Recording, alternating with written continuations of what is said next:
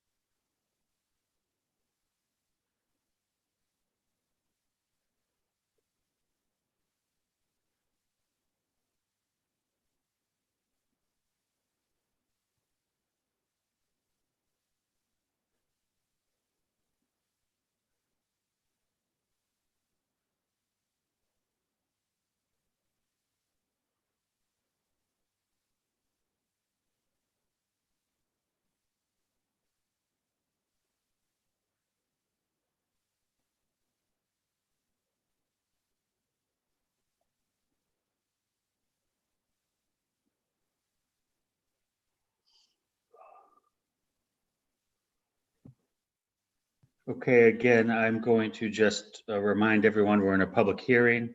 Normally at this time, I'd close the public hearing as there's been no participation to this point. However, since we are in a unique situation where some people are watching us from home on YouTube, on cable, or on Facebook, again, you can feel free to join us if you have any questions about the proposed school department budget of $81,795,620.46.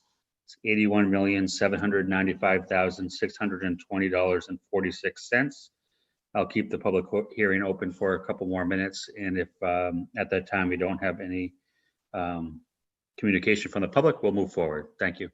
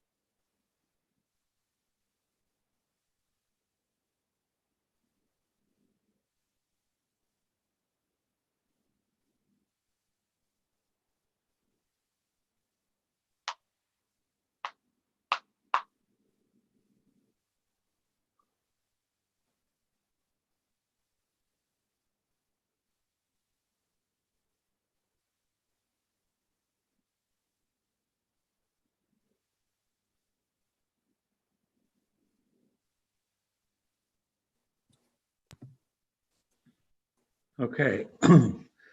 There being no participation, I will close the public hearing for the proposed budget of fiscal year 2021 for the Attleboro School Department.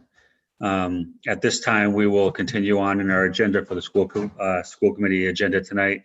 And the first item is for an executive session for the school committee. The school committee will convene an executive session pursuant to Massachusetts General Laws, Chapter 30A, Sections 21A, 2, and 3, to discuss strategy with respect to negotiations with union personnel and to discuss strategy with respect to collective bargaining, as an open meeting may have a detrimental effect on the bargaining position of the school committee. The school committee will reconvene in open session immediately following the executive session. Do you have a motion? So moved. Second. Any questions? All right, Mr. Larson, Yes. Mr. Withers, yes. Mr. Hill, Yes. Mr. Geddes, Yes. Ms. Porto, Yes. Mr. Storrs, Yes. Mr. Domenici, Yes. Ms. Sawyer, Yes. and Ms. Johnson. Yes. Okay, so for the school committee members, you should have received a link from Ms. Singer with the link to our executive session. We should leave the meeting at this time, go to that link for that meeting, and then when we're done with our executive session, we will rejoin the regular meeting here. Hopefully it won't be too long, and then we can continue with our public meeting. Thank you.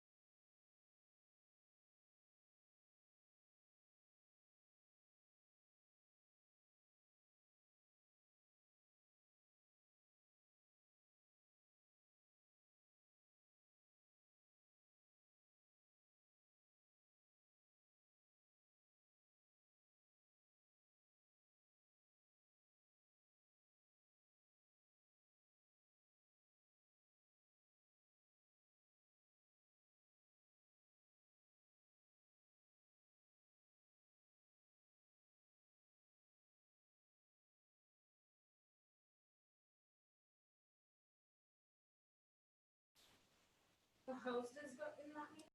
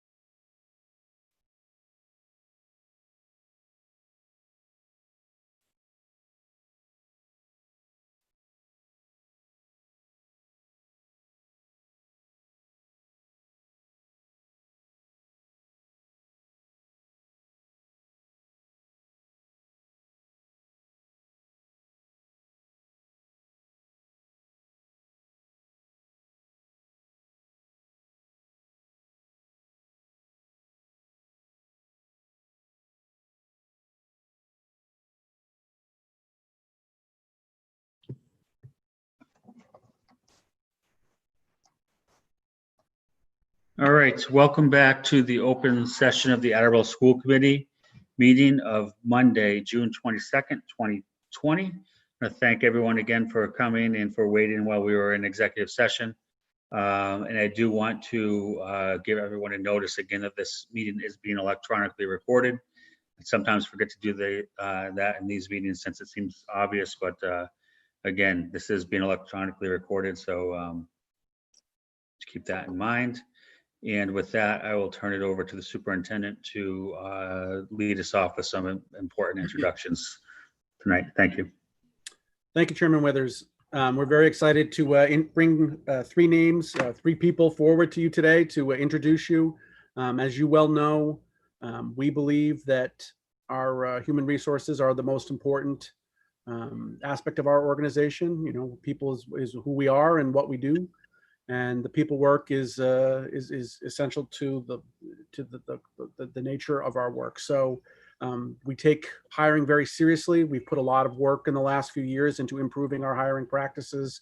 You know, it's something you can always get better at, and we continue to strive for that. But we're very excited that we believe that our hard work is helping us to identify and make good choices about who we bring into the district. And I'm very excited about the people you're about to meet. So at this time, I'm going to turn it over to Ms. Medeiros, who will talk about her new assistant director. And then after that, Ms. Singer will describe a little bit about the process for both of our incoming APs, and then the principals can introduce them. So I'll turn it over to you, Ms. Medeiros. Thank you, Superintendent Sawyer. Good evening, everyone. Before I get into the process that we followed for hiring the assistant director and introducing Katie, I just want to thank Tim Trout-Savino, who after 30 years is moving on to the next chapter of his life that I know he's very excited about, but with some mixed emotions, particularly during the last 3 months. So I want to thank Tim for all his work here in Attleboro, and particularly for the last 4 years and helping me come on board and supporting me for the last couple of years in particular as the assistant director. As far as the hiring process, we did a pretty extensive process. In addition to myself, there were 11 committee members, a cross section of representatives from the different stakeholders in special education. And I just want to name them all. I know there are 11, but I really want to thank them for the process. So there was Gail Origi, who's a paraprofessional at Coelho, Marie Bagarella, a high school inclusion teacher, Carla Crocker, a inclusion teacher at Studley, Diane Diorio, the ELC coordinator, Angela Ferreira, our chair of the ACEPAC and also a parent, Tara Holzman, speech language pathologist at Coelho, representing the related service providers, Denise Levesque, team chair at Hyman Fine, Christina McGordy, a substantially separate teacher for the Spark program at Brennan Middle School, Mary McCluskey, a clerk in our district special ed office here in the central office, Jennifer Merrick, a school adjustment counselor at the high school, representing the school adjustment counselors, the psychologists, and the BCBAs, and Robbie Willemere, the director of network, representing the administrators. So we met over 3 or 4 meetings, identified the characteristics for the next assistant director. From there, we developed questions. We had 17 applicants, which was pretty impressive for a special ed administrator position. Of those 17, we had 11 who were licensed and met the requirements. The committee identified 6 to interview. After that, they narrowed the field down to 2 finalists. I did individual interviews with each finalist, extensive reference checks, and Katie quickly rose to be our finalist as the assistant director. She then met with a central office, with us in central office, just because special ed impacts all areas, we don't just live in a silo. And then I'd like to introduce Katie Slikowski, I think I pronounced it correctly, as our new assistant director of special education here in Attleboro. And just before Katie introduces herself, just a little bit about her. She's currently in Randolph as the special ed coordinator, which is the equivalent of an assistant director there. She also oversees the out of district there. Prior to that, she was an assistant principal at the elementary level in Randolph, and prior to that, a variety of positions in the out-of-district schools. She's been a teacher, started her career as a special ed paraprofessional, And just like everything that's been unique, we've tried to develop a transition plan for Katie for the last month. She's been participating in a lot of Zoom meetings.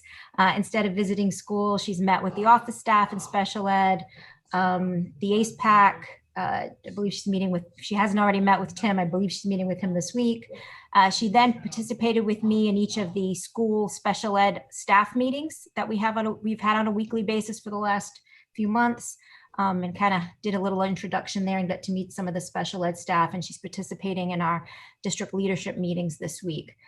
So I turn it over to Katie and she can tell you a little bit more about herself. Hi, everyone. I am Katie Slikowski. Yvonne got it right. As she said, I'm coming from Randolph. I actually am an Attleboro High School alumni. And, that was one of the things that really drew me to come back to Attleboro is I went to Attleboro High School. I have very fond memories of Attleboro and, just what an inclusive environment it was and how welcoming it was. And so I'm really excited to be back. And I just want to thank the whole committee. It was so wonderful meeting everybody. And it's been actually a very smooth transition, which has been really nice. And so it's been nice getting to meet everybody and it's nice to meet all of you as well. And I'm very excited to be here. Great. Thank you, Katie, and thank you for joining us tonight. We're excited to work with you and excited to have you in the Attleboro Public Schools. So thank you very much. Excited. Thank you. Is there any comments or questions from any of the committee members? I don't see any, but so I would take that as a sign of excitement that we're having someone come on who's excited about the job, and we look forward to working with you and seeing you at many meetings in the future. Thank you very much. Thank you so much, everyone. It's right. Nice to meet you all. Thank you. So I will just briefly talk about the process for our assistant principals at the elementary school. I mentioned at our last school committee meeting, and it is similar to the process that Yvonne just spoke of for the assistant director of special ed. We've done a lot of work in the HR council over the last year and a half, establishing a standard process for screening applicants, looking through applications to see who fits what we're looking for to ultimately come and interview. And that is exactly what happened with both of these positions at Hyman Fine and Willett. They both had roughly the same amount of applicant pool, 26 to 28, I believe. Both Mr. Caton and Ms. Martin did a phenomenal job of getting a diverse group of staff to sit on the search committee. They had representatives from each grade level, from special ed, from their office clerks to parents. And so meeting with those groups to really look at what are we looking for in our building as our assistant principal, what complements both the principal there and what qualities are we looking for the needs of our school at this moment. Coming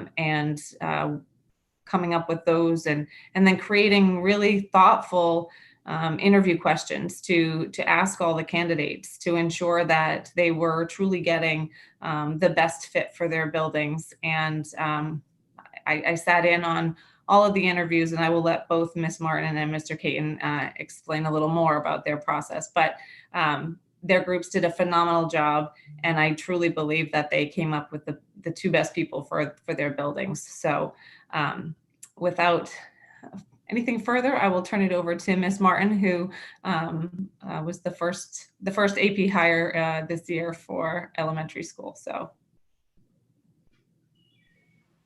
you're on mute, Trish.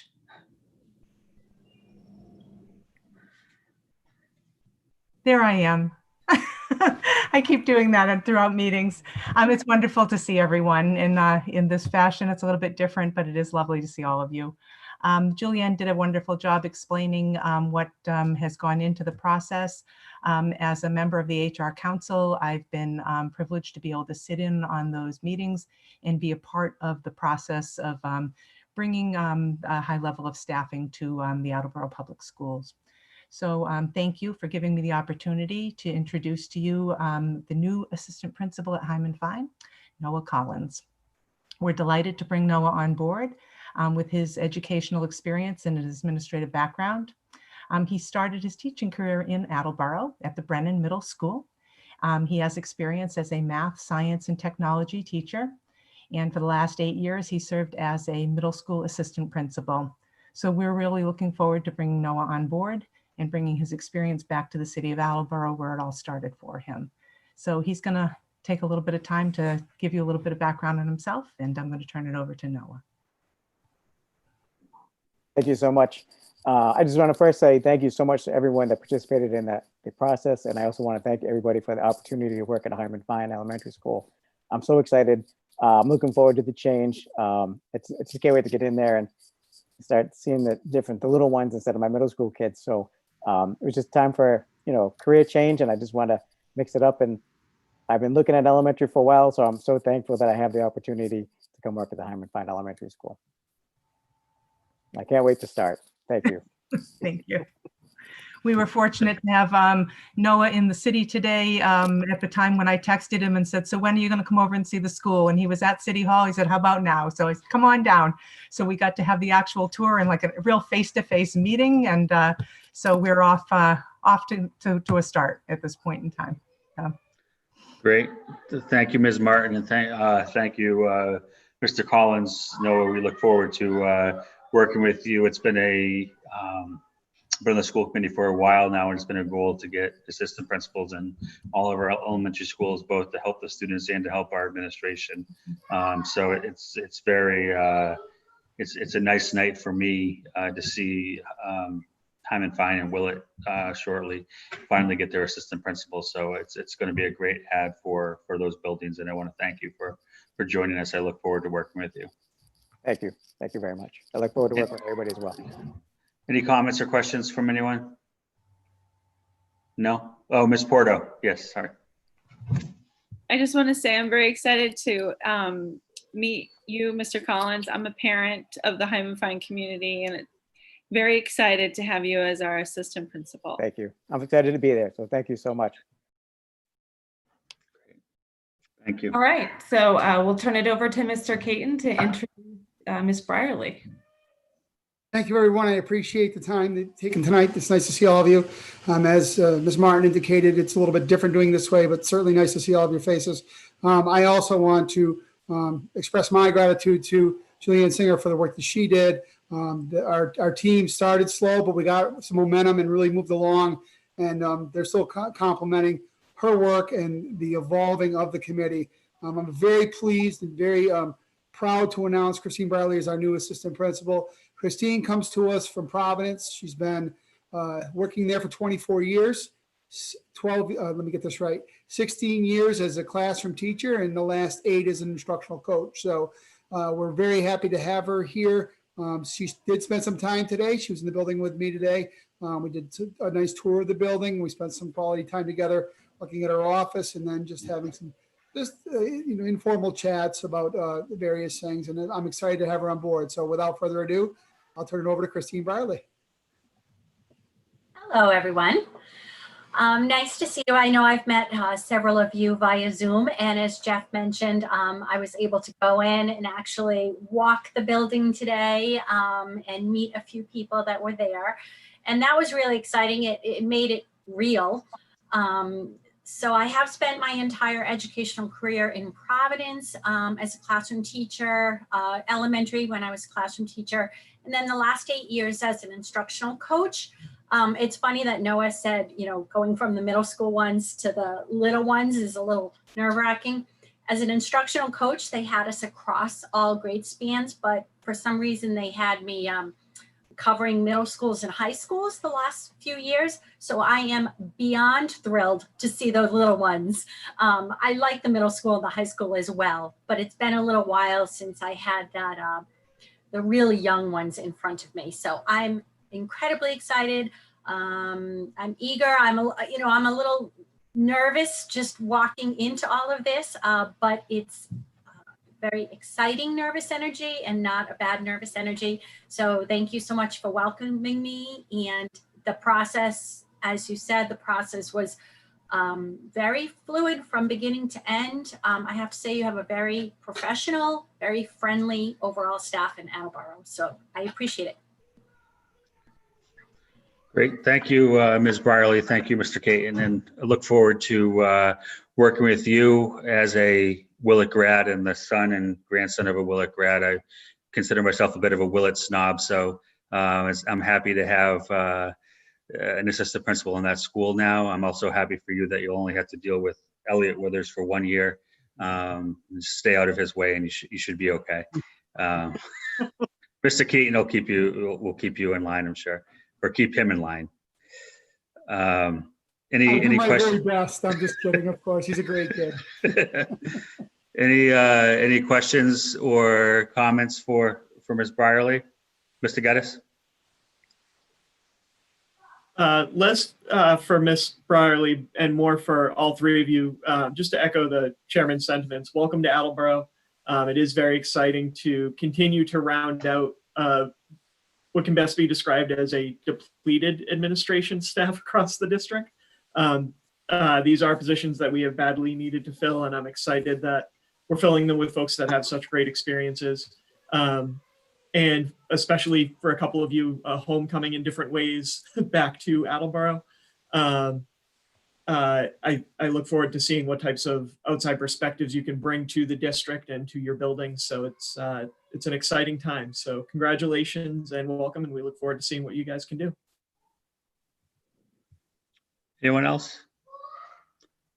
All right, then I'll just repeat what I've said several times, and that since I've joined the school committee, getting the assistant principals in all our elementary schools has been a major goal. And the fact that tonight we're introducing our last two is really a source of pride for me for the work that this administration, the school district has done. So I'm very happy for the district, and I look forward to working with our new hirees specifically. So best of luck, and can't wait to work with you. Thank you. All right. Next on our agenda, we have the superintendent's report. And so for that, I will turn it over to Mr. Sawyer. Thank you, Chairman Withers. On June 8th, when we last met, you heard me talk about systemic racism and how it relates to the Attleboro Public Schools. And the point I made on that particular occasion was that that wasn't the first time we had talked about that, and that this is a conversation we've been having over time. Tonight, the point I think I want to start with is that wasn't the first time I talked about it. Well, it wasn't the last time you're going to hear me talk about it either. This is an ongoing concern for us. It's something that we're going to continue to work on and continue to talk about. This is not one of those issues that we can give a little bit of attention to, and then with time we can move on to other things. This is something that I think is going to be at the heart of our work for a long time to come. And what I wanted to say specifically tonight is I just wanted to remind everybody that we are a mission-driven organization, right? And it is in a good mission is aspirational, right? If a mission is something that you can accomplish or already are accomplishing, then your mission isn't driving what you're doing. And our mission has some very important components that I think we need to reflect on as we consider the issue of racism in our school district. Our mission is to develop and deliver relevant learning experiences, and that we claim that we are going to develop and deliver those experiences and that they're going to be relevant indicates that our work in developing what we're providing for kids is never done.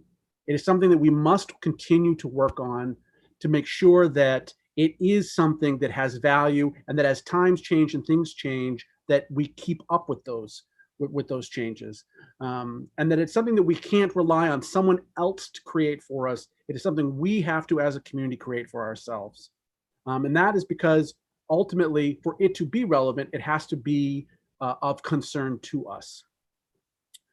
Those learning experiences are supposed to engage, challenge, and inspire. I won't talk too much about that. We certainly spent a lot of time on that on other occasions, but I would just say that those three words are the way that we do our best to express our vision of what quality instruction looks like. And we have, again, a high aspiration for what that should be.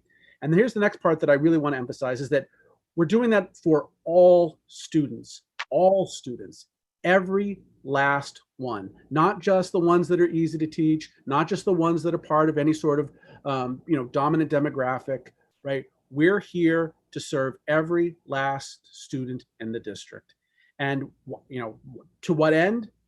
Our mission says very clearly that we're here to maximize their unique potential. Every student is different. We all have different gifts. We all have different strengths and weaknesses. And the purpose of this education is to help students to figure out who they are and to maximize what they have.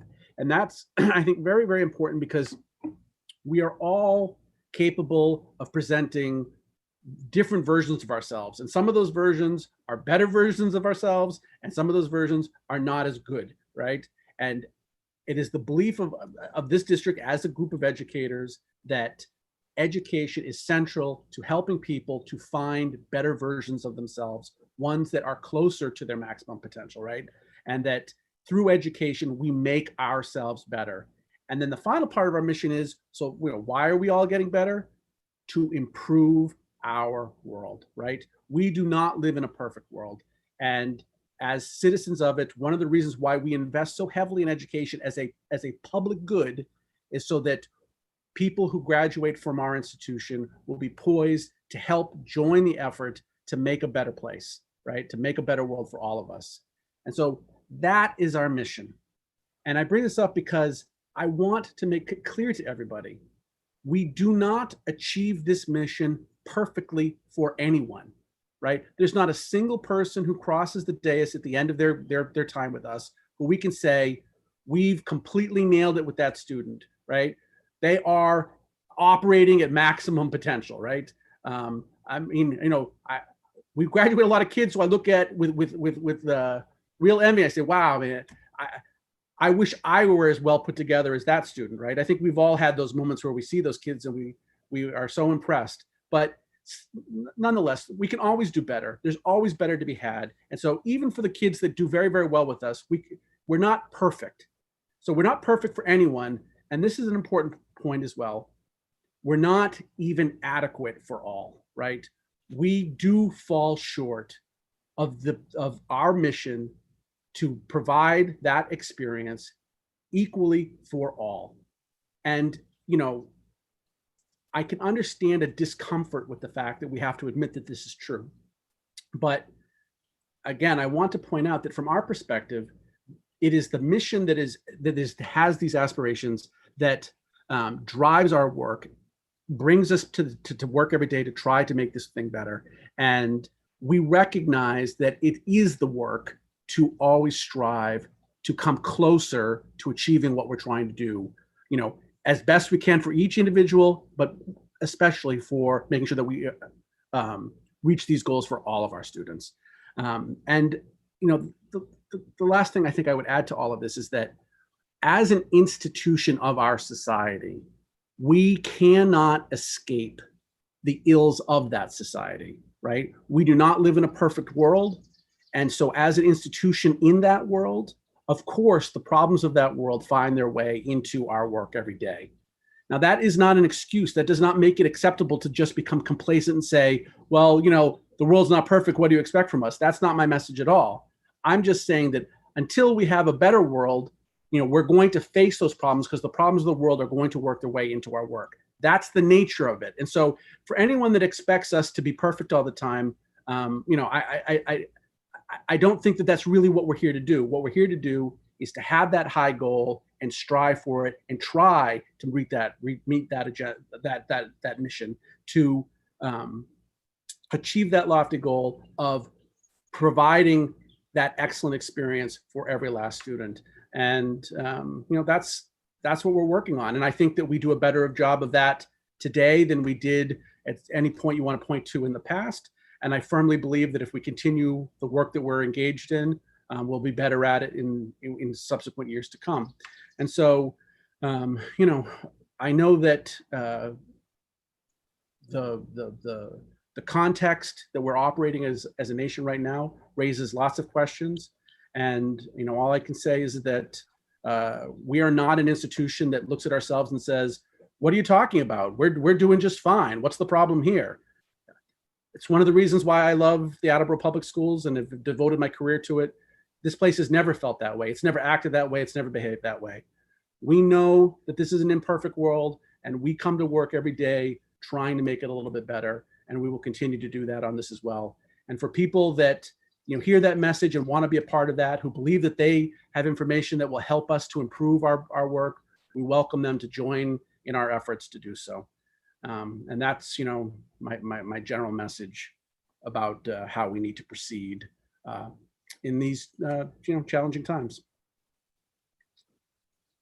Any questions or comments for the superintendent on the specific issue? No? All right. Mr. Hill? I just wanted to say I admire your honest reflections and also the aspirations and keeping both a realistic perspective of what's happening and not trying to gloss anything over and be very realistic, but then also saying truly what the mission is about and really breathing life into it and its relevance for the work that we're doing. So thank you. Thank you. Anyone else? No? Okay. Thank you, Superintendent. Moving on, we were hopeful to have received state guidance on what the fall will look like last week. We were informed on Friday that we should receive that tomorrow. So I'm not going to try to read the tea leaves and make any predictions about what it is actually going to say. But I will say that I do believe there's reason to believe that the course that the state was on for a good portion of the month of May and into early June has been altered slightly. And so I think we should all just wait till tomorrow and see what the details really say. We will do a quick dive into that material this week and message about how we see the guidance playing out in Attleboro on a sort of macro level as quickly as possible, both to the committee and to families. And then, we'll give a more detailed analysis of that throughout the summer as we get to spend more time on it. And no other questions about that? Oh, Rob? Rob, do you have a question? Yes. I know Mr. Storrs asked at our last meeting about possibilities of what could be best described as scheduling chaos related to students in and out of buildings and everything like that. Does the guidance, obviously you don't have the firm details of what the requirements are going to be, but did they at least give a hint as to if we are closer to what Mr. Storrs was talking about 2 weeks ago, or if we're further away from that? Or it's still too early to tell?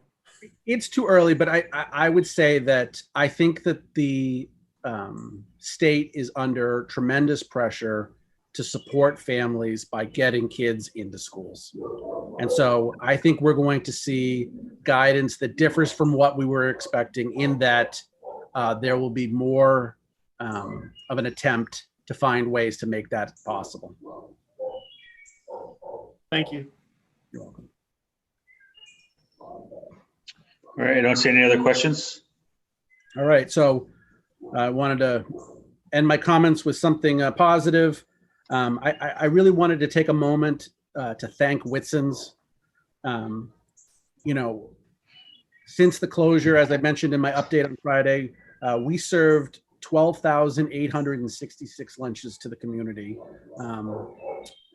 during this closure. And, that wasn't possible without the efforts of two particular people. And I want to take a moment to recognize them, Brian Papone and Sean O'Hara. They're the ones that were out, and we think of them as being kitchen guys, but in this case, I mean, they were frontline workers during this pandemic, right? They were risking their health and safety to ensure that our kids were fed through this whole thing, putting themselves in close contact to people as they served those lunches over these months. And It's just, they're really deserving of our appreciation. I just wanted to take a moment to recognize them. Thank you. Okay, at this time, to talk a little bit about closing out the year, I'll first turn it over to Assistant Superintendent Regan. Thank you, Superintendent Sawyer. So I did want to just share that we did receive the results of the survey that was presented to families again, that was given at the start of the closure. The number of respondents went down from 839 to 507. And the actual response or the satisfaction with our response went down about 10%. And so in looking at some of the comments and reflecting on that, one of the things that families were very concerned about in the beginning was graduation, grades, communication, the amount of work that their students were receiving during the remote learning. And then that slowly transitioned to, being concerned about what the fall will look like, as we just mentioned, and still waiting to hear what the fall will really look like. Transitioning from levels middle school to high school, and then also looking at the expectations for the summer in our summer packet. Some families were mentioning that they were pretty robust, and there was a lot of information in there. And so what we can say is that information in there was for all grades. And so what we wanted you to be able to do is look at what meets your child's needs, your family's needs, and do what you can with the information and the activities that are presented in there. It's nothing required. They're just all a variety of options that we'd like you to engage in. So any questions about that? Ms. Bordeaux? I just wanted to say that I've spoken to a couple of parents and stuff, and they were very happy and pleased with the amount of information that was in the summer packet. So, and I myself thought there was a lot of great ideas and great resources. So I think it was very well put together, and thank you for doing all that hard work. Thank you. It was a team of people that worked really hard to put it together. So I really do need to thank them. Yeah, it's a very well put together packet. Thank you. Any other questions or comments for Ms. Regan? No? Thank you, Ms. Regan, for all the work that you've done the last few months.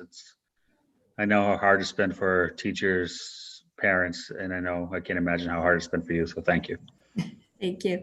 I do have one more thing that I would like to share. So I'm sure you've heard, we have a community engagement coalition group called Be Heard, and we've been working behind the scenes or out in front for the past 3 years. And when we first started, we were pretty much the Nellie Mae community engagement group. And within that first year, we developed some pretty lofty goals, as well as a name for ourselves. So the Be Heard Attleboro or community engagement group for education. And so what I did want to share with you is that those 3 goals haven't changed over the past 3 years. And one goal specifically talks about identifying and dismantling barriers to educational equity. The second goal identifies or is trying to increase community and family engagement and voice in the educational process. And then the final goal is to train and support our educators in being culturally responsive to the needs of our students and our families. And so as part of that, we are partnering, or Be Heard is partnering with the Attleboro Public Library and Reverend Cheryl Harris. We're having a community forum about race on July 22nd. It is a Zoom meeting, and it's from 6 p.m. to 8 p.m. And Be Heard is actually putting together all of the details for it right now. We are centering the conversation around a book. It's called Stamped from the beginning, and we are also looking at different articles, TED Talks, and podcasts around race as well. So we will be sharing all of that information with the Attleboro community, and anyone who would like to come and join the conversation is welcome. So once again, we'd love to have you. It's July 22nd from 6 p.m. to 8 p.m. and Be Heard will be sharing more information in weeks to come. So thank you. Thank you. Okay, so now to discuss some closeout issues around special education, I'll turn it over to Ms. Medeiros. Thank you. Good evening again. For special education, last week, Assistant Superintendent Regan and I participated in the ACE-PAC Town Hall. It was a Zoom meeting. We had attendance of families across the district and across grade levels and age spans, and got some good feedback from families and some ideas of how we can always improve moving forward. As far as ESY, we continue to use the guidance that's been issued currently for special ed summer services. We are remote in district. The majority of our students in out of district continue to be remote. There's a couple of programs that are looking at some on-site services. However, some of those families have decided not to participate in those, and they've been given the option to participate in those remotely. As far as one of the suggestions that came out of our town hall, and we really would like to implement more for our very intensive programs, starting with those, is I'm going to be meeting with the staff. The majority of our staff is working over the summer, particularly in our programs. Some staff that never typically works, they wanted to continue and make the transition as easy as possible for families from the school year to the summer. They already had Google Classroom set up, they had schedules set up with families, and they thought, and they had relationships with them. They thought that would be easier. So I certainly want to acknowledge their continued work and support. I'll be meeting with them. Deb Ebert, our nurse coordinator, will be joining us to kind of decide and look at kind of the needs based on the guidance for those programs, particularly for toileting and equipment that they need, those kind of things. So we'll be starting that work during the ESY session. And I just want to end by, I can't thank the families in all families, but particularly our families in special education, our students and the staff. They have stepped, I can't even put into words the work that they've done over the last 3 months. They've basically taken special education and been running it from their homes. So for them, I just want to acknowledge all of their work. Every time I came with something new that DESE threw out at us, they went ahead, they implemented it very thoughtfully and professionally. And I certainly want to acknowledge their work over the last 3 months and their continued work into summer programming as they begin to build what ESY looks like remotely as well. So thank you. Thank you. Mr. Domenici? Thank you, Chairman. And really, I guess my comments kind of go to Dave, Laurie, and Yvonne collectively, because, I mean, this is just, we've said this before, you know, this is unprecedented, uncharted territory. And our special ed students, I mean, they're some of the most vulnerable, and the challenges that we have even in the classroom environment are tough enough, but to try to do this remotely is just unbelievable. So, you know, Yvonne, congratulations to you and your entire team for being able to, as well as anything that I've seen, keep things together. And Laurie, I just wanted to mention, I started to raise my hand at the end. I'm glad you mentioned Be Heard, because that is an important connection that we've had for some time. Reverend Harris is wonderful. She's been a part of our strategic planning committee as well. And we are fortunate to have her in helping to guide that committee off the ground. And as you mentioned, I do appreciate that there is an upcoming Zoom event, and I really hope that folks are paying attention and that more folks come to that meeting and understand the good work that has been going on for the last 3 years. Thank you, Scott. Anyone else with any questions or comments? No? Thank you, Ms. Medeiros. We'll move on to Thank you. HR and Ms. Singer. Thank you, Superintendent Sawyer. As we try to wrap things up in HR for the end of the year, we're focused on getting all evaluations done for all the staff before they go. Also assessing positions that we, in light of, budget, just making sure that we have all of our ducks in a row for making decisions around staffing. Finishing up individual contracts, as well as the negotiations and the unions that we still have left to do, and trying to get those wrapped up before everyone takes off for the summer. And then certainly continuing to look at the ongoing and ever-changing guidelines that are coming out from the state around what work will look like for employees when they return, and how to make sure that we're adhering to those guidelines and making sure that the staff are all aware of what that is and what that looks like. So that's what I have for you for this evening. Any questions? Any questions? No, I just say thank you for the work you're doing and for continuing to update us on collective bargaining. And we look forward to more updates as we go forward and getting these results. So thank you. Thank you. All right, and to talk about our budget, I turn it over to Mr. Furtado. Thank you, Superintendent Sawyer. We have quite a bit still going on. We're doing a lot of facilities assessments. As you know, we've deployed some of the materials needed for the virus situation. So we continue to do that, but we're doing an assessment for the state as to how much space we have, as well as looking at traffic patterns in the buildings, looking at stairways and hallways, and that sort of thing. OIT is very busy refurbishing, if you will, the Chromebooks we've collected.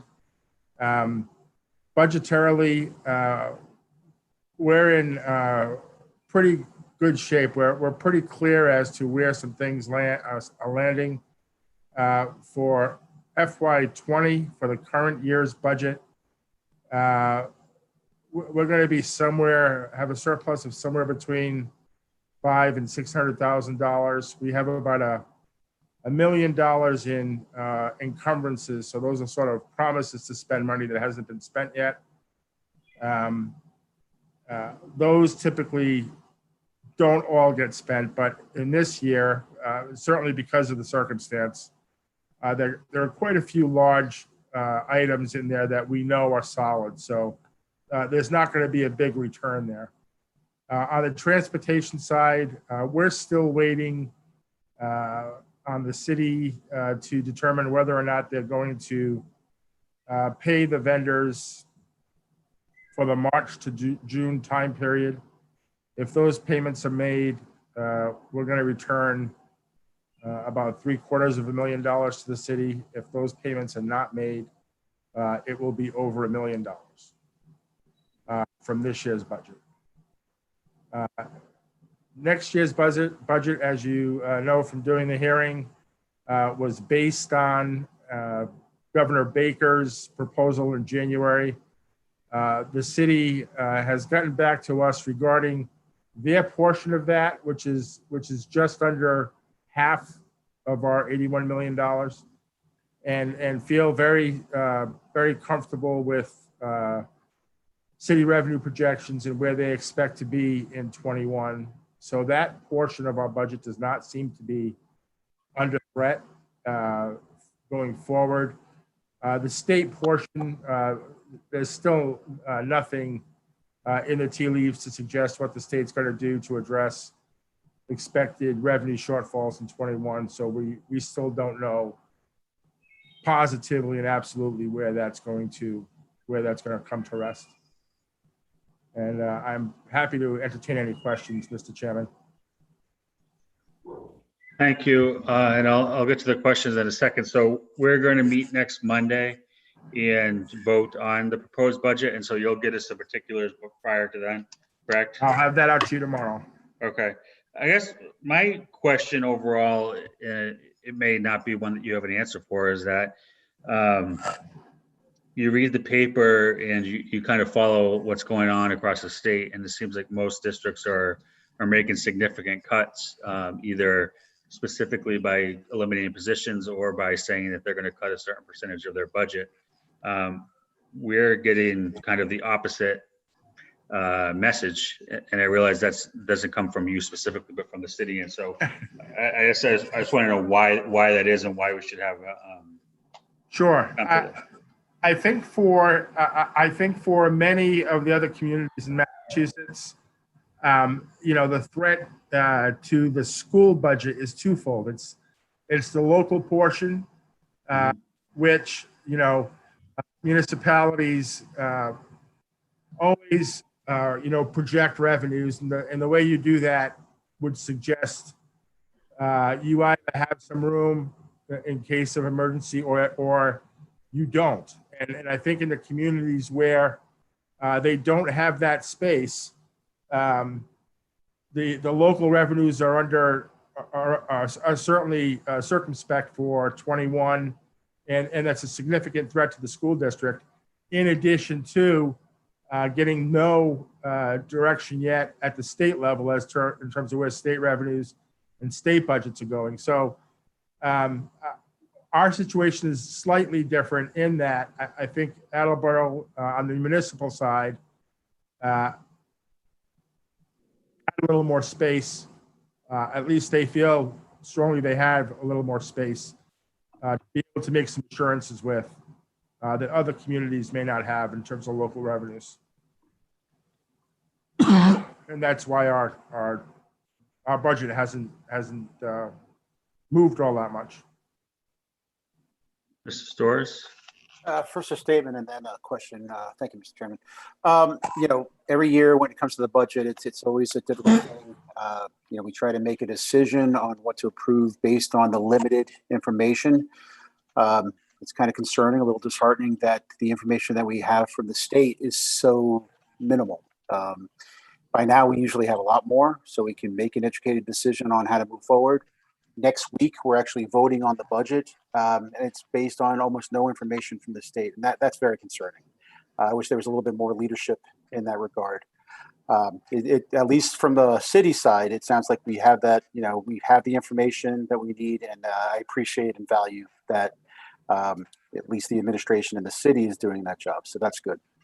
Quick question is, as far as the whole laptop retrieval, how are we doing? How did we do? How are we doing?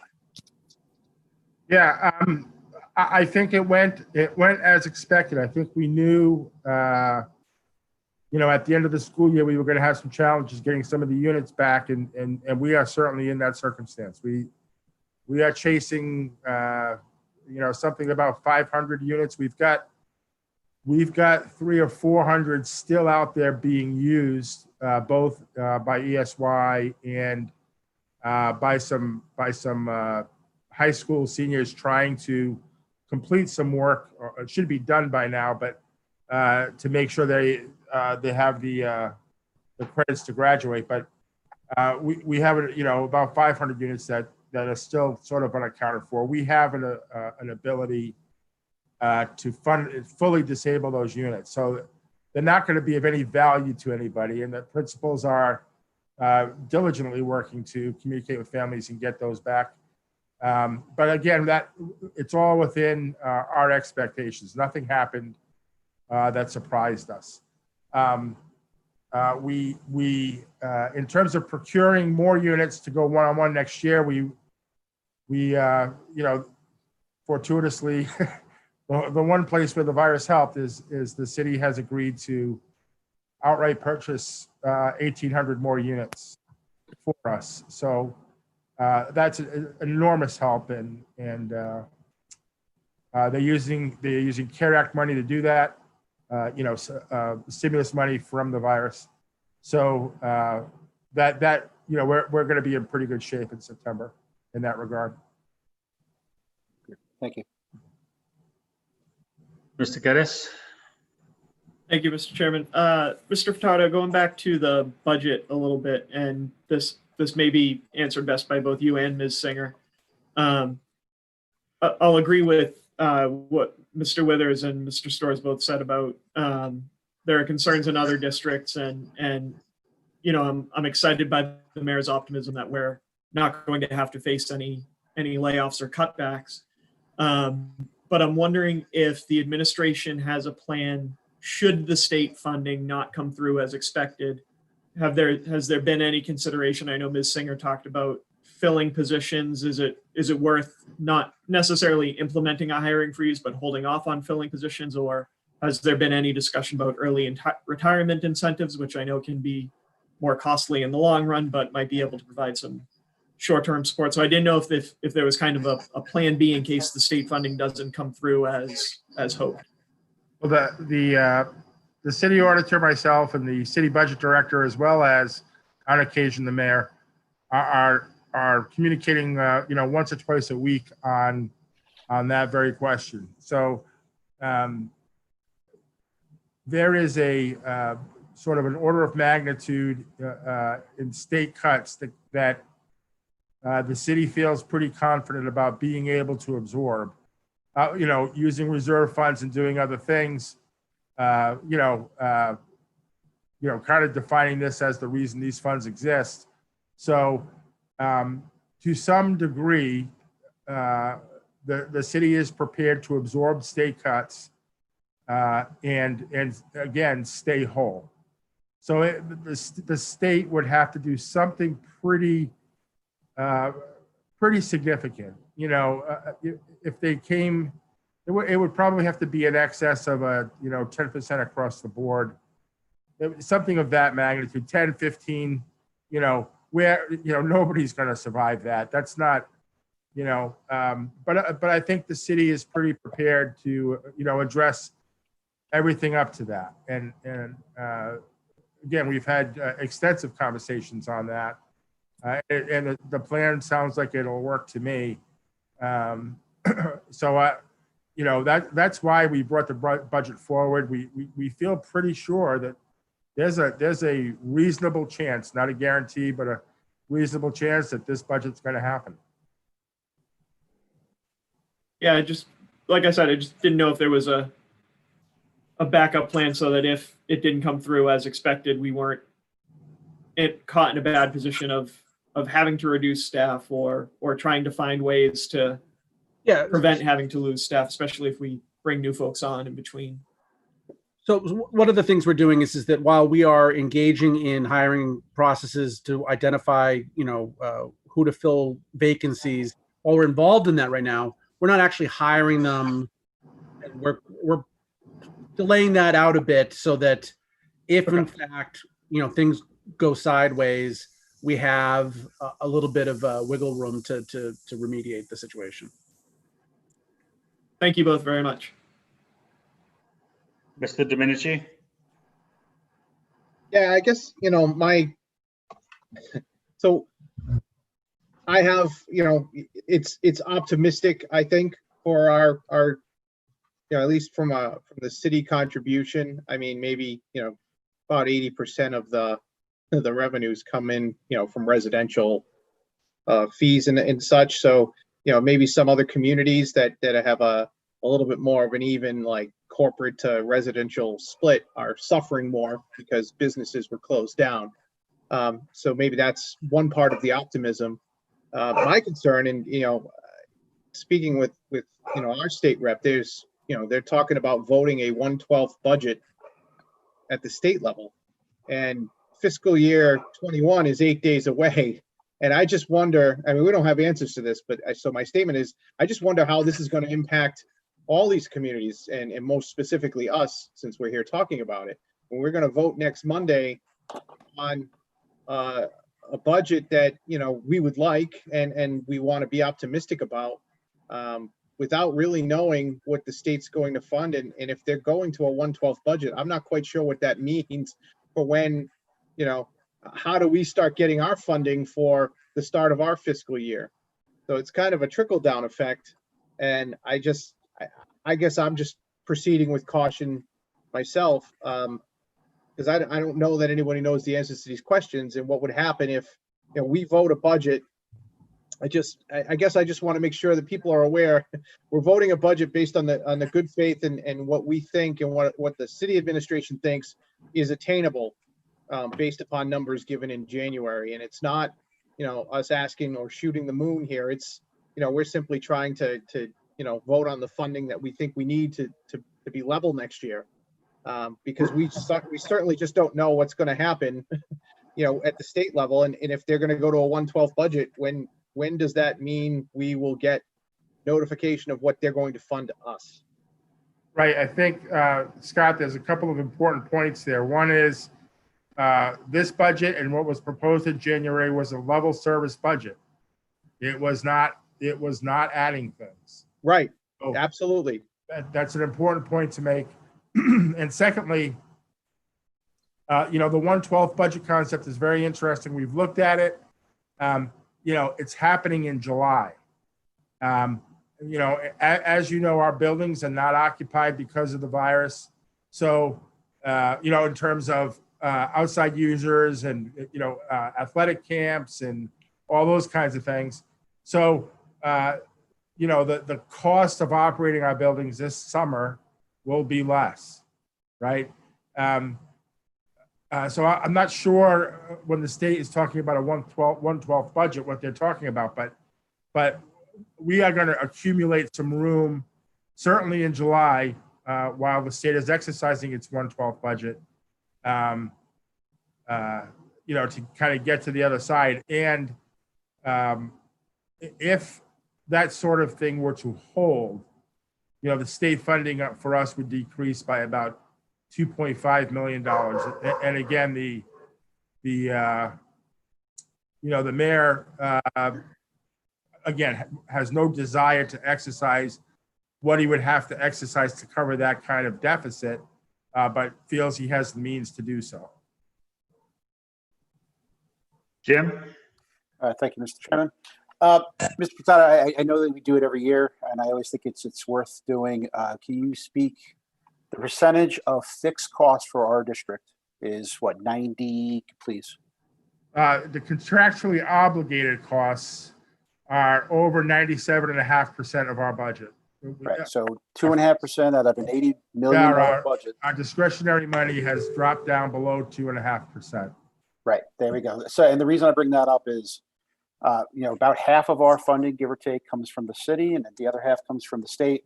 So if all of a sudden the state doesn't fund us the way that we believe we're going to be funded, we don't have a lot of wiggle room. We don't have an answer to that problem. That's correct. That's what I wanted to get across. Thank you. So I have a question as someone who goes through these budget discussions every year, not in pandemic times. The city's ability, they think, to weather the storm, is it a one-time area of cash they think they have, or is it a amount in their budget that they think they can move around to make this work for the school department? It's certainly both. Again, we are going to accumulate some stuff in July. We do, have a couple of points in our budget to talk about if the time were to come and be in that circumstance. My understanding is the city believes that they're sitting at about $5.5 million that would be available to address something dramatic happening. On the state side, that amount would cover about a 10% reduction. It's sort of in that neighborhood. I don't think anybody's kind of pulled all the numbers out because it hasn't come to that yet, but I think anything beyond a 10% reduction becomes very problematic.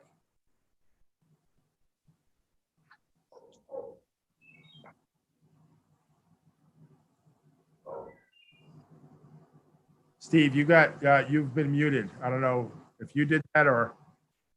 I might have muted myself. I do that sometimes.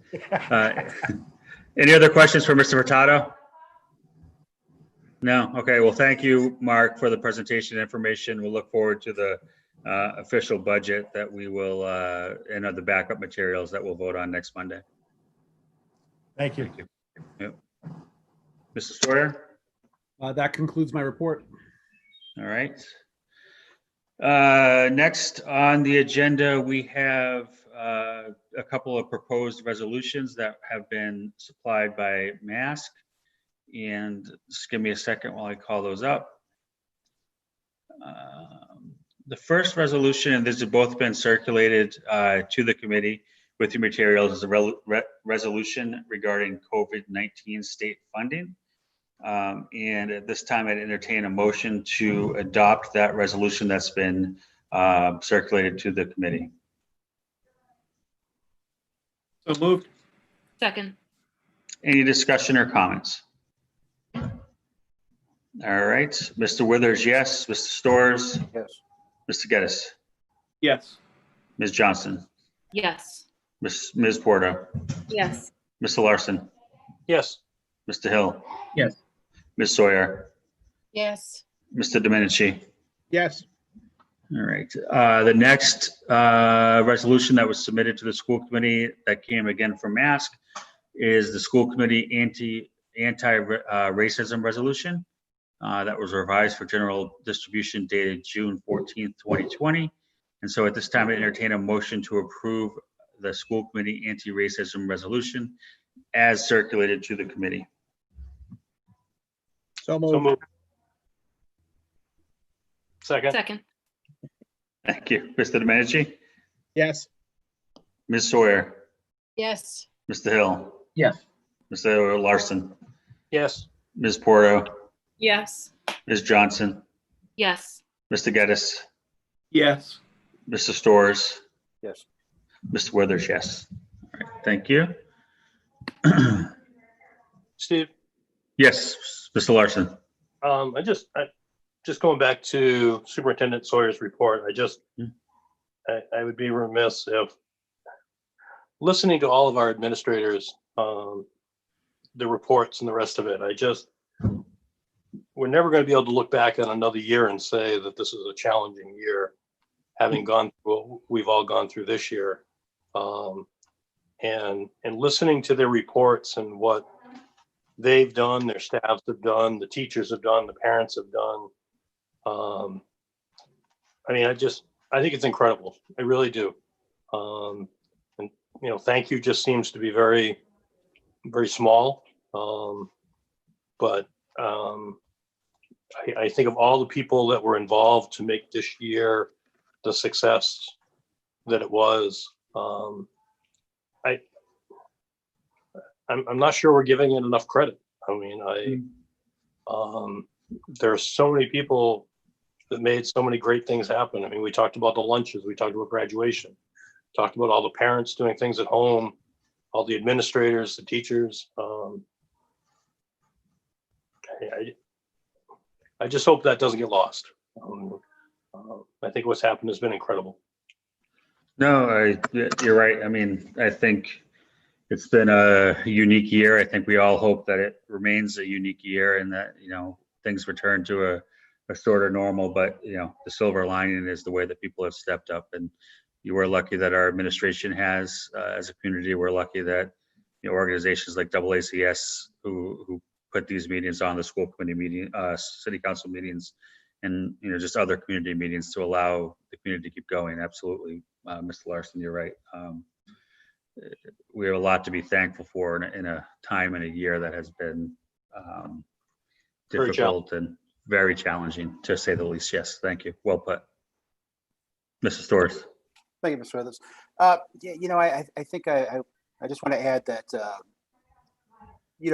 there's laws and we have policies based on those laws that guide the Attleboro Public Schools. And in the 20 years that I've been involved, I've always been very impressed with the staff, with the administration, with everybody in the schools in regard to the things that we're talking about. Mr. Sawyer addressed it earlier, and it just makes me feel that much better about where we are as a community and where we are as a school district.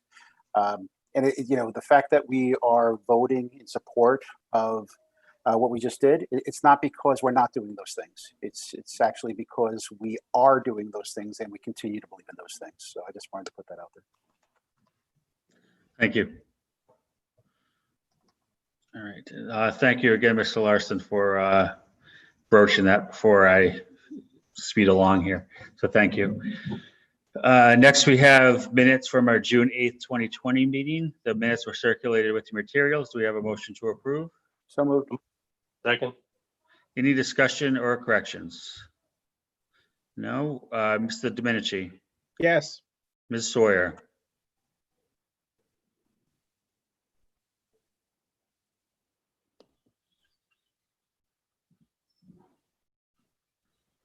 Ms. Sawyer, Ms. Sawyer. I'll come back. Mr. Hill, Yes. Mr. Larson, Yes.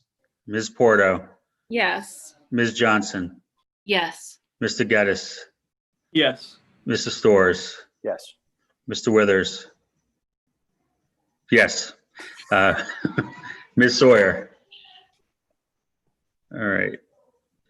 Ms. Sawyer, are you there? Can you hear us? All right, so we may have lost, so we're 8-0 to 1 on that motion. We'll move on to our, Ms. Sawyer just said that she can't hear anything. Her Wi-Fi is unstable and she'll get back to us. So we'll move on to our consent agenda. Like we've done it the last few weeks, I'm going to take them all as one item, and then we will, I'll entertain a motion to approve, and then we'll vote on them as a slate. We have a motion to accept the donation in the amount of $170.40 from individual student lunch balances as broken down in the June 18th memorandum from myself. Motion to accept a check in the amount of $2,325.16 from Stop and Shop A+ Rewards program to the Attleboro High School. Motion to accept a check in the amount of $511 from Jersey Mike's for Attleboro High School Athletics fundraiser. Motion to accept a check in the amount of $767.34 from Stop and Shop A+ Rewards program to the Hill Roberts Gifts donation line. Motion to accept a check in the amount of $1,680 from the University of Connecticut Thinking Like Mathematics Research Project to the district gifts donation line. And a motion to accept a donation in the amount of $8 from the Bay State Textiles to the Hill Roberts Gifts donation line. Motion? So moved. Second. Any discussion or questions? All right, Mr. Withers, yes. Mr. Storrs, Yes. Mr. Geddes, Yes.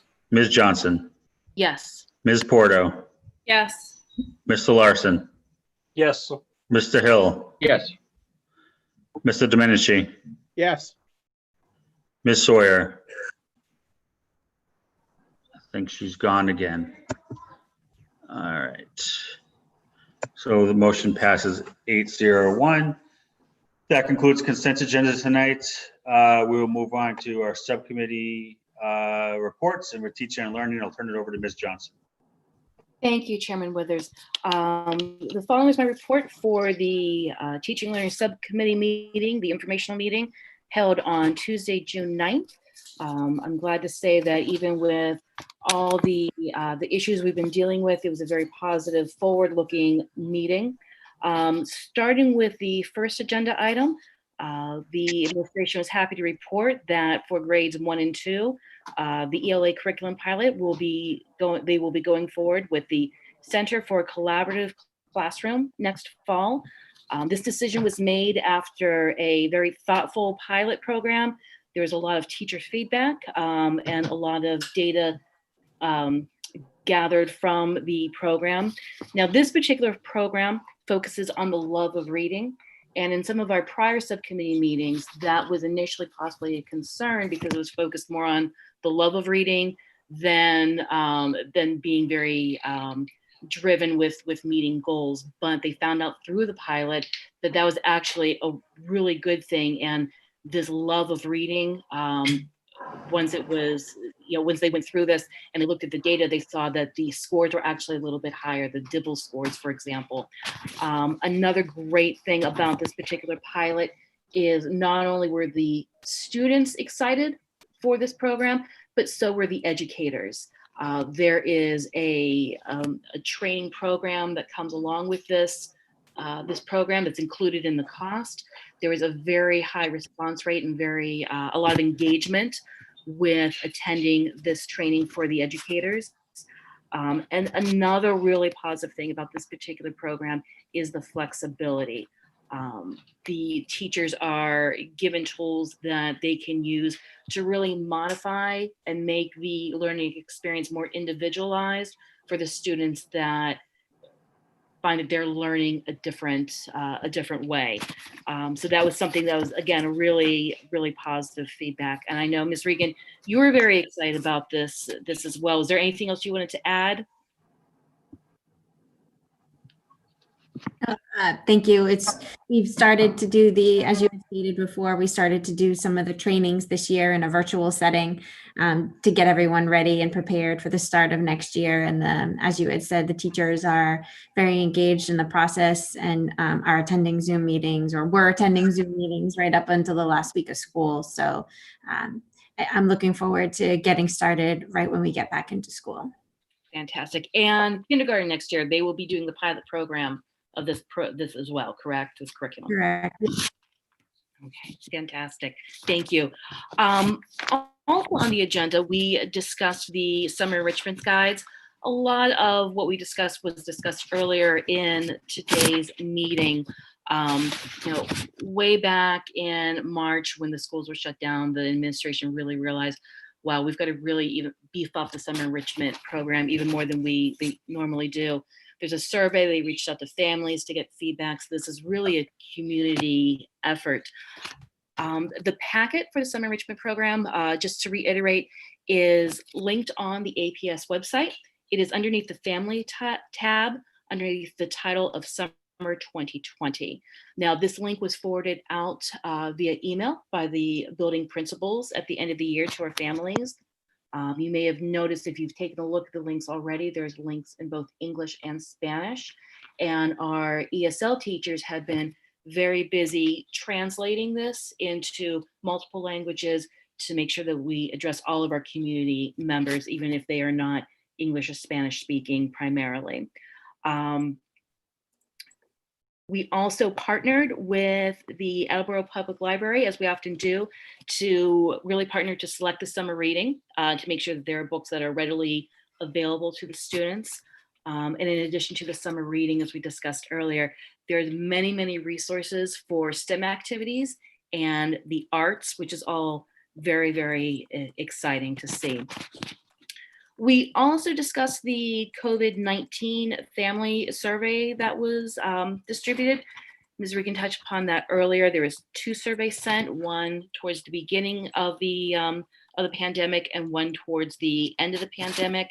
Definitely had a lot more engagement earlier on in the year. There's a lot of great feedback that the district was able to use to make adjustments to how the remote learning was being executed. Switching to Google Meets was one result of those surveys. And again, a lot of the responses in the second survey was what's going to happen when we go back to school in September. And as we talked about earlier in the meeting, we're still waiting on a lot of guidance from the state.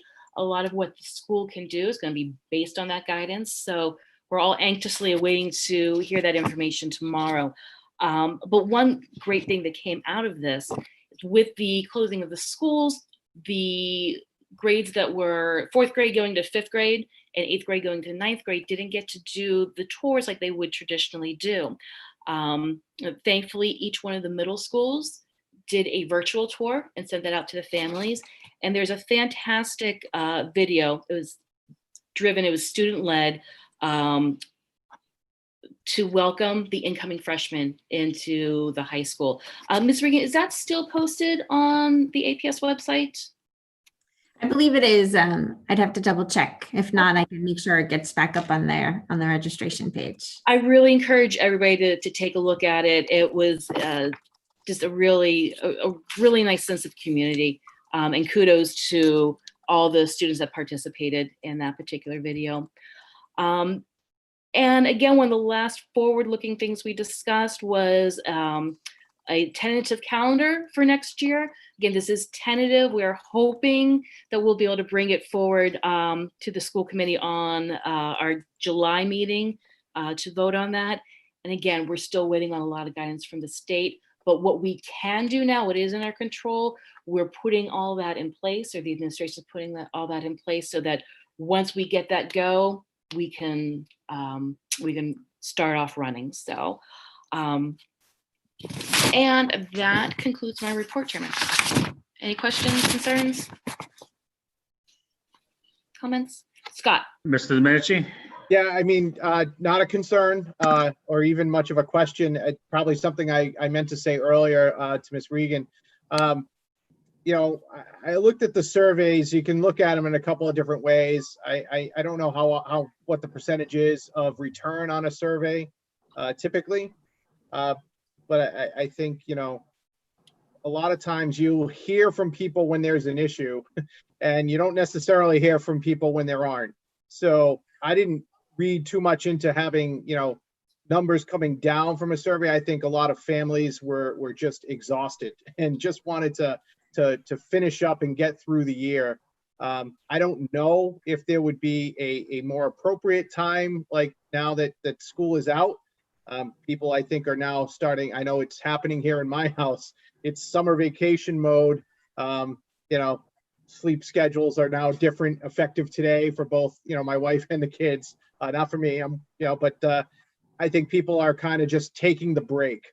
There are, though, a lot of folks that are waiting with bated breath to see what happens with guidance from DESE. But I just, you know, when I got those numbers when we were in the subcommittee, I wasn't as concerned, simply because, you know, this, again, we've never been through something like this before. It's kind of hard to gauge. And yeah, we didn't hit everything. I think Dave said it earlier. You know, we weren't perfect here, but I think, you know, I think we were pretty good. You know, you know, considering that a lot of this was being figured out on the fly. So, you know, I take those things with a grain of salt to some degree, and I know that you are very thoughtful about the comments you get and looking into them. So, you know, those are my comments on the survey. And you know, for anybody who is listening, I would encourage you know, parents to reach out to us on the committee with any thoughts and concerns, and of course, you know, the questions that'll come to, you know, what's going to happen with DESE. So you know, I've tried to tell people that have reached out to me that, you know, we take our guidance from DESE. You know, we had a little bit of a concern a few weeks ago when they came out with their summer guidance and people thought it was the fall guidance. So quite a few calls that I had to reassure people we're not there yet. Superintendent already touched on that, but those are my comments. And again, just a job well done with the curriculum as well. And getting that finalized. I know that was a long time in coming with the pilot program. So, you know, congratulations. Thank you. Any other questions for Ms. Johnson? Anything else, Ms. Johnson? No, that concludes my report, Chairman. Thank you. Great. Thank you very much. Last item on the agenda tonight is open forum. I will open forum. However, I don't see any participants in the meeting that aren't already a part of the meeting, so I will close open forum and just ask if any members have any other items to bring before the committee tonight. Mr. Geddes? Yes, Mr. Larson, go ahead. We had one open item left over from our finance report when we last met. So with your indulgence, I'd like to bring a motion forward. Sure, why don't we make a motion to, why don't we entertain a motion to amend the agenda to add a finance subcommittee report? So moved. Second. Any discussion or questions? No, Mr. Withers, yes. Mr. Storrs? Yes. Mr. Geddes? Yes. Mrs. Johnson? Yes. Mr. Hill? Yes. Mr. Domenici? Yes. Ms. Sawyer? Yes. Mr. Larson? Yes. Ms. Porto? Yes. All right, thank you. Mr. Larson, go ahead. Would like to recommend to the full committee that we accept the agreement between the district and Vanpool for payment schedule to represent 78% of what was due to them over a period of time while school was out. So moved. Second. This is just the second part of the two transportation contracts that have been negotiated to close out the year. These are not binding. The city still has to agree to them, but we do need to approve them at our level. Any questions or comments? I know we talked about this briefly at the last meeting. Anyone? Mr. Larson, would you like to do the roll call? Yes, please. Okay, Ms. Porto, Yes. Ms. Larson, Yes. Ms. Sawyer, Yes. Mr. Domenici, Yes. Mr. Hill, Yes. Ms. Johnson, Yes. Mr. Geddes, Yes. Mr. Storrs, Yes.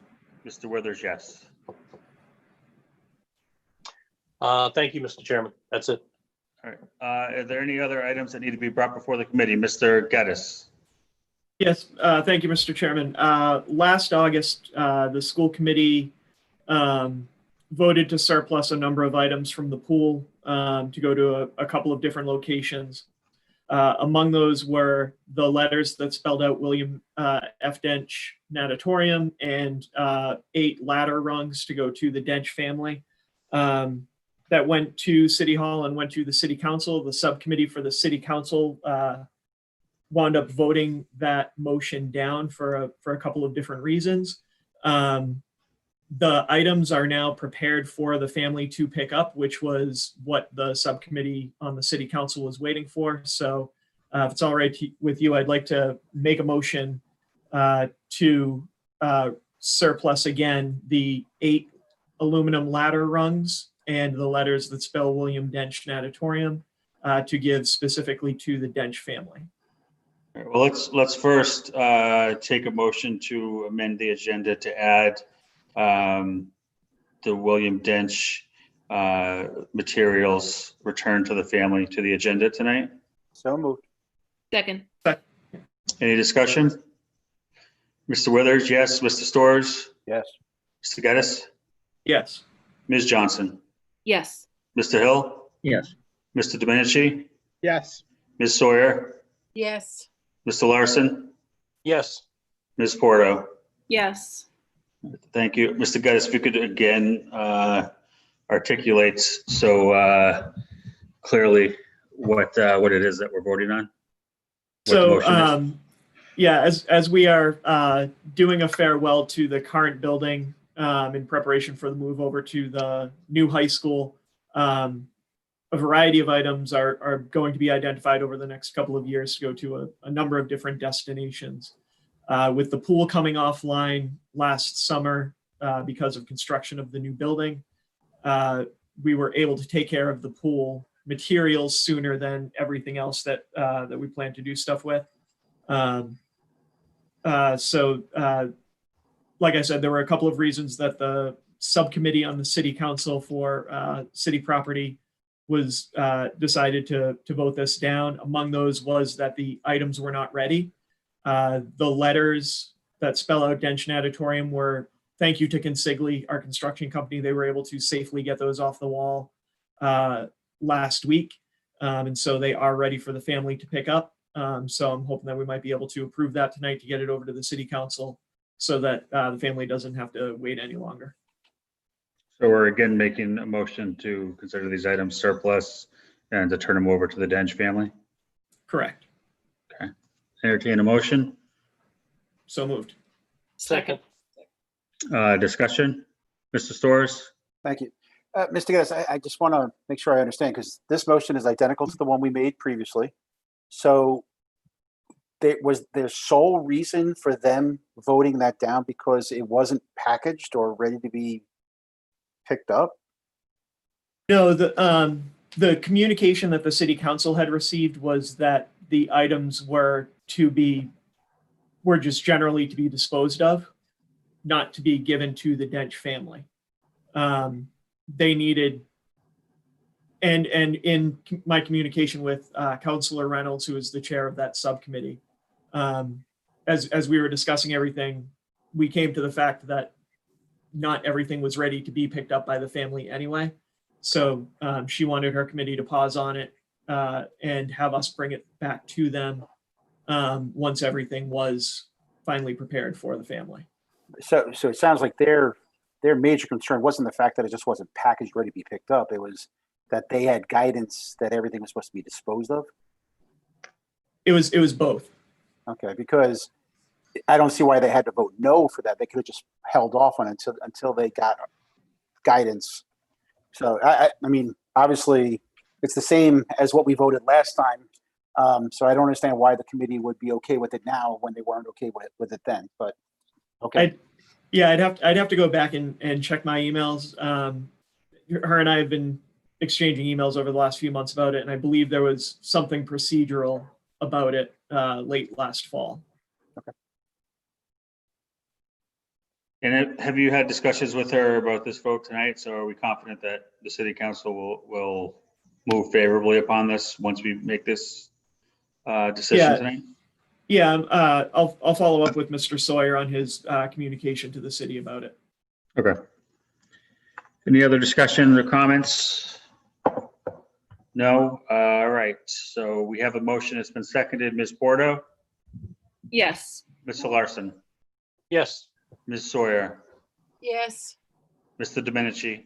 Yes. Mr. Hill? Yes. Ms. Johnson? Yes. Mr. Geddes? Yes. Mr. Storrs? Yes. Mr. Withers? Yes. Thank you. Are there any other items to be brought before the committee tonight? All right, then at this time, I'd entertain a motion to adjourn. So moved. Second. Mr. Withers, yes. Mr. Storrs? Yes. Mr. Geddes? Yes. Ms. Johnson? Yes. Mr. Hill? Yes. Mr. Domenici? Yes. Ms. Sawyer? Yes. Mr. Larson? Yes. Ms. Porto? Yes. All right, thank you, everybody. Have a good night. Thank you. Thank you.